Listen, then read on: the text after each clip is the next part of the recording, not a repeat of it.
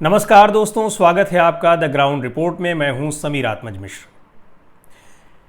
चुनाव रणनीतिकार प्रशांत किशोर के कांग्रेस में शामिल होने की अटकलें पिछले काफ़ी दिनों से लगाई जा रही थीं और लगातार तमाम मीडिया ग्रुप्स और तमाम पत्रकार ये दावे कर रहे थे, जो कि कांग्रेस को नज़दीक से देखने वाले लोग हैं, कि प्रशांत किशोर जल्दी ही कांग्रेस पार्टी में शामिल हो जाएंगे। खुद प्रशांत किशोर ने और कांग्रेस के कई नेताओं ने भी इस तरीके के संकेत दिए थे कि शायद प्रशांत किशोर कांग्रेस पार्टी में शामिल होकर के 2024 में होने वाले लोकसभा चुनाव की रणनीति बनाए। 16 अप्रैल को कांग्रेस अध्यक्ष सोनिया गांधी के साथ प्रशांत किशोर की लंबी वार्ता हुई थी, बैठक हुई थी, जिसमें उन्होंने एक विस्तृत प्लान तैयार किया हुआ था, जो पूरी योजना तैयार कर रखी थी कि वो क्या उनके पास क्या कुछ है करने के लिए 2024 के चुनाव के लिए। वो प्रेजेंटेशन उन्होंने सोनिया गांधी के सामने और कांग्रेस के दूसरे नेताओं के सामने रखा था। उसके बाद से ये कयास लग रहे थे और एक दिन पहले ही जो कांग्रेस पार्टी ने एम्पावर्ड एक्शन ग्रुप यानी EAG का गठन किया, और ये माना जा रहा था कि इस ग्रुप का जो गठन किया गया है वो इसीलिए किया गया है कि इसमें प्रशांत किशोर को इसका सदस्य बनाया जाएगा, या हो सकता है कि इसका चेयरमैन बनाया जाए या कोई अहम भूमिका दी जाए, और उसके ज़रिए प्रशांत किशोर 2024 के लिए और उसके पहले जो कुछ राज्यों में विधानसभा चुनाव होने हैं उनके लिए वो रणनीति बनाए। लेकिन ये संभव नहीं हो पाया। मंगलवार को कांग्रेस के प्रवक्ता रणदीप सुरजेवाला ने पहले इस बात की पुष्टि कर दी कि वो एम्पावर्ड ग्रुप में, जो empowered action group Congress party ने बनाया है, प्रशांत किशोर उसमें शामिल नहीं हो रहे हैं। उसके बाद प्रशांत किशोर ने भी ट्वीट करके लिख दिया कि मैंने EAG यानी एम्पावर्ड एक्शन ग्रुप के हिस्से के रूप में पार्टी में शामिल होने और चुनावों की जिम्मेदारी लेने के कांग्रेस के प्रस्ताव को अस्वीकार कर दिया है। मेरी विनम्र राय यह है कि मुझसे ज़्यादा पार्टी को नेतृत्व और सामूहिक इच्छा शक्ति की ज़रूरत है, ताकि परिवर्तनकारी सुधारों के माध्यम से संरचनात्मक समस्याओं को ठीक किया जा सके, जिसकी जड़ें काफ़ी गहरी हैं।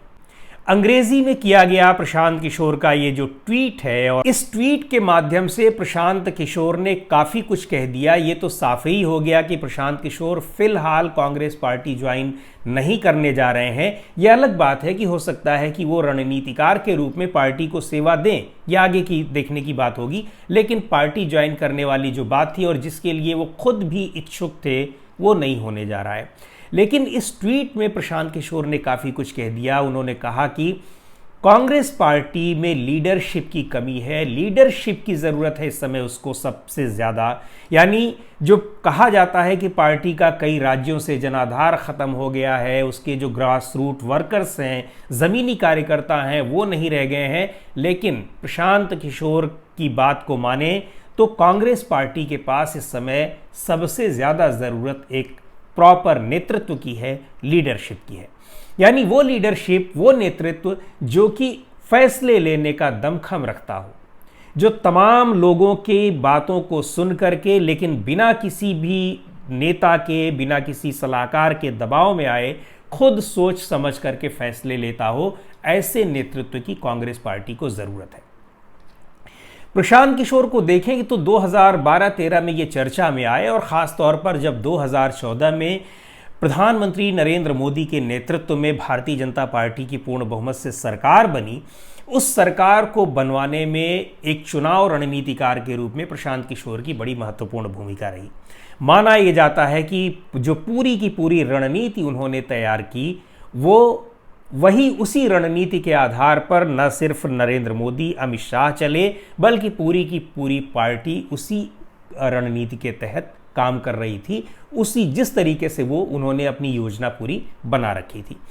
उसके बाद हम देखें, जो दूसरी बड़ी उपलब्धि प्रशांत किशोर को रणनीतिकार के रूप में मिली, बीजेपी के साथ उनके संबंध खराब हो गए, और उसके एक साल के बाद ही जब 2015 में बिहार में विधानसभा चुनाव हुए, तो वहाँ भी बहुत बड़ी चुनौती उनके सामने थी, और एक बड़ा एक तरीके से एक स्ट्रेटेजिक पार्ट उनकी कार्यशैली का था, वो दिखाई पड़ता है कि उन्होंने जनता दल यूनाइटेड, राष्ट्रीय जनता दल, जो बिल्कुल विरोधी ध्रुव थे बिहार में राजनीतिक रूप से उनको एक साथ चुनाव लड़ाया और साथ में कांग्रेस पार्टी को चुनाव लड़ाया और इन तीनों पार्टियों के गठबंधन को भारतीय जनता पार्टी के खिलाफ या एनडीए के खिलाफ खड़ा कर दिया और जीत दिला दी।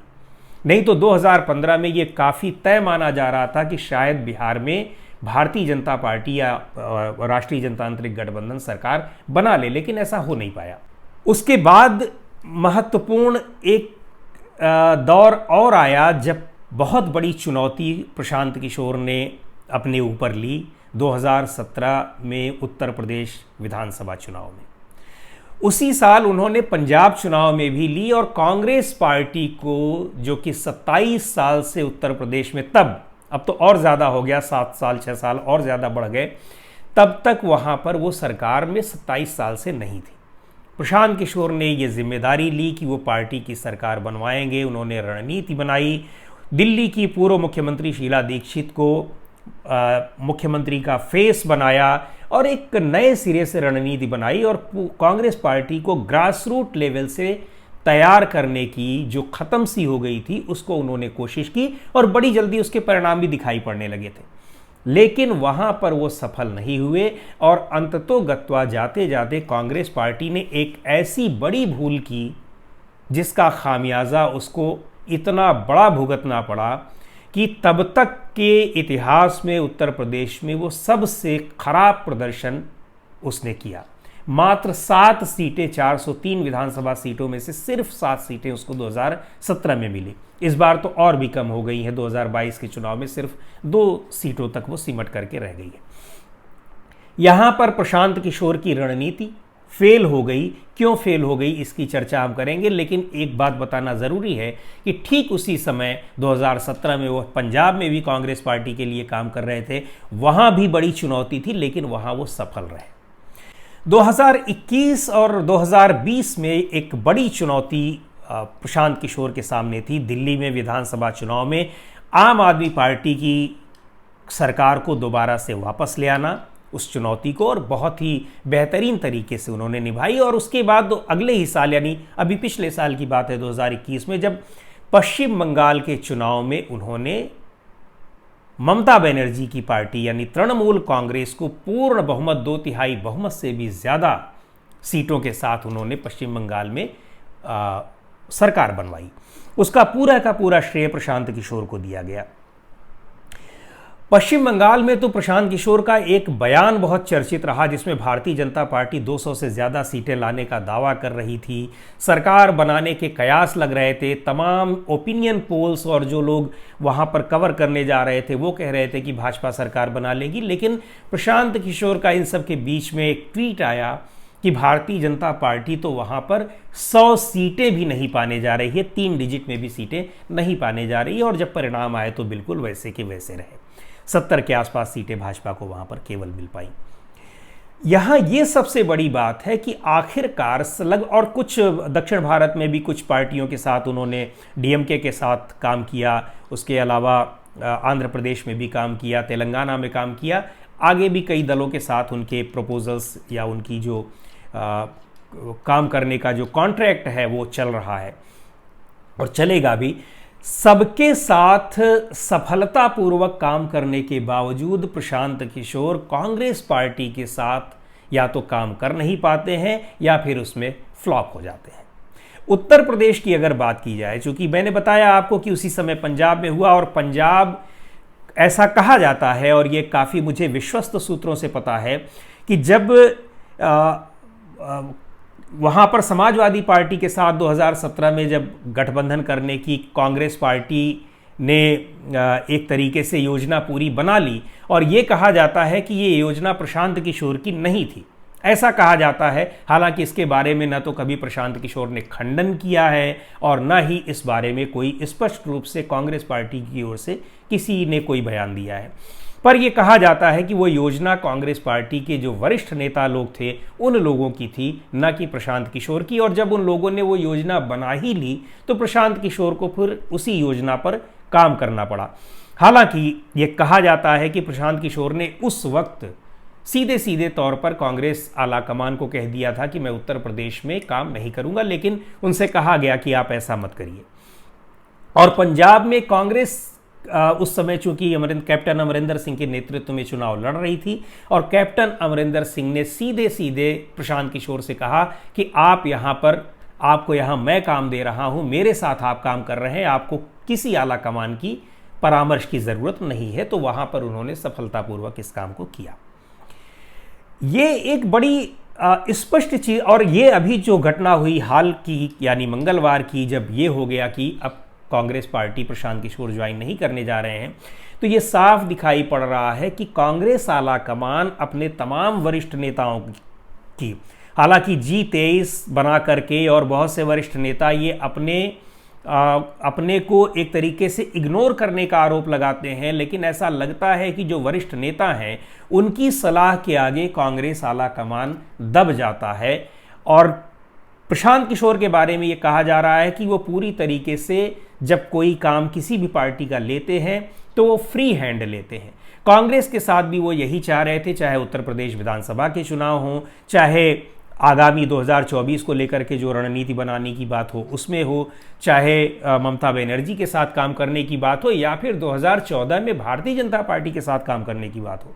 उस समय भी पूरा फ्री हैंड उनके पास था और भारतीय जनता पार्टी के किसी भी नेता को उनके काम में, उनकी रणनीति में हस्तक्षेप करने की अनुमति नहीं थी। और उस आधार पर उन्होंने पूरी रणनीति बनाई और कामयाब रहे। ममता बनर्जी के साथ भी ऐसा हुआ है और दूसरे नेताओं के साथ भी जहां उन्होंने काम किया, वो चाहे बिहार में नीतीश कुमार के साथ, किसी और नेता का किसी तरीके का कोई हस्तक्षेप नहीं था। लेकिन कांग्रेस पार्टी में बहुत से नेता ऐसे थे, हालांकि बहुत से नेता ऐसे भी हैं जो चाह रहे थे कि प्रशांत किशोर को जिम्मेदारी दी जाए, लेकिन तमाम ऐसे नेता भी थे जिनको लगा कि अगर प्रशांत किशोर को फुल फेस पावर दे दी गई पूरी तरीके से, वो महत्वहीन हो जाएंगे और प्रशांत किशोर के निर्देशन में सबको काम करना पड़ेगा। और ऐसा करना भी पड़ता, क्योंकि उत्तर प्रदेश में भी हमने देखा था कि वहाँ जब उन्होंने हाथ में अपने कमान ले ली थी तो तमाम नेताओं को, सीनियर से लेकर के और जूनियर्स तक को उन्होंने बहुत सारे काम दे दिए थे और लोग कर भी रहे थे। उसका खैर प्रभाव भी दिखाई पड़ रहा था। तो इसमें जो सबसे बड़ी ये भूमिका है, जो सबसे बड़ी वजह है कि कांग्रेस पार्टी के साथ वो क्यों नहीं सफल हो पाते हैं, तो ये माना जा सकता है कि इसको कहने में थोड़ा एक तरीके से अटपटा सा भी लग रहा है कि बड़ी लोकतांत्रिक व्यवस्था है कांग्रेस पार्टी में, लेकिन इसको दूसरे तरीके से अगर देखा जाए तो जो तमाम वरिष्ठ नेता हैं या क्षत्रप जिनको कहते हैं, उन क्षत्रपों के आगे कांग्रेस आला कमान ऐसा लगता है कि दबाव में आ जाता है। और इसी दबाव के कारण उसने एक जो बड़ी रणनीति बनाने की योजना खुद सोनिया गांधी बना रही थी और चाह रही थी कि कांग्रेस की रणनीति कुछ बने, चूंकि हर जगह से उसको लगातार निराशा ही हाथ लग रही है और प्रशांत किशोर के साथ मिलकर के वो कुछ काम करें, लेकिन अपने बड़े नेताओं के दबाव के आगे उनको भी झुकना पड़ा और उस तरीके की फ्रीडम देने को वो तैयार नहीं हुई प्रशांत किशोर को, जिसकी वजह से प्रशांत किशोर ने अपना हाथ खींच लिया। क्योंकि वो जान रहे हैं कि जब तक उनको पूरी फ्रीडम नहीं दी जाएगी, जब तक वो अपनी पूरी रणनीति के हिसाब से काम नहीं कर पाएंगे, तो सफलता नहीं मिलेगी। और जब सफलता नहीं मिलेगी तो उसका पूरा का पूरा ठीकरा उनके ऊपर मढ़ा जाएगा। तो दोस्तों, आज के वीडियो में सिर्फ इतना ही। हम दूसरे किसी मुद्दे पर अगले दिन फिर आपके साथ एक नए विषय पर चर्चा करेंगे। आपको हमारा ये वीडियो कैसा लगा आप ज़रूर बताएं। हमारे इस चैनल को अगर आपने अब तक सब्सक्राइब न किया हो तो सब्सक्राइब कर लें। हमारे दूसरे जो सोशल मीडिया प्लेटफॉर्म्स हैं, ट्विटर है, फेसबुक है, वहाँ भी आप द ग्राउंड रिपोर्ट को फॉलो कर लें, लाइक कर लें। और यूट्यूब पर सब्सक्राइब करने के बाद जो बेल आइकन है, घंटे जैसी आकृति है, उसको दबाना ना भूलें, क्योंकि जब आप उसको दबाएंगे तो जो भी वीडियो हमारे यहाँ अपलोड होंगे उसकी तुरंत सूचना आपको मिल जाएगी। बहुत बहुत धन्यवाद।